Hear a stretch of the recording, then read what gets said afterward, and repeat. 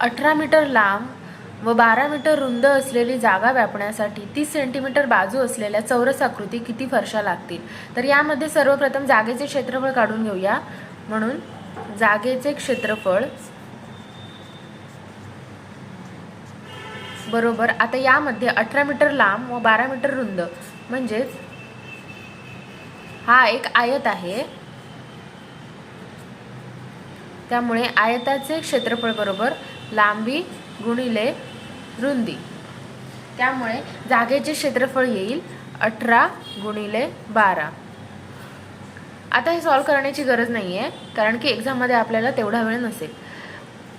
30 centimetre बाजू असलेल्या चौरस आकृती किती फरशा लागतील असं विचारलेले आहे. आता फरशीचे क्षेत्रफळ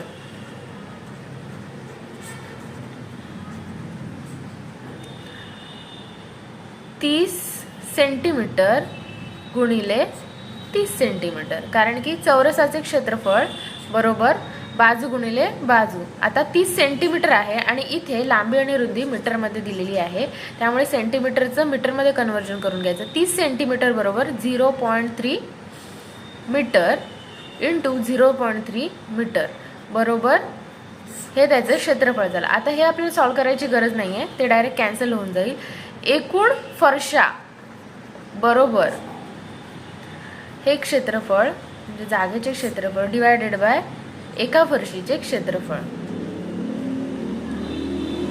18 गुणिले 12 डिवायडेड बाय 0.09. आता याला सॉल्व केल्यावर उत्तर येईल 2400.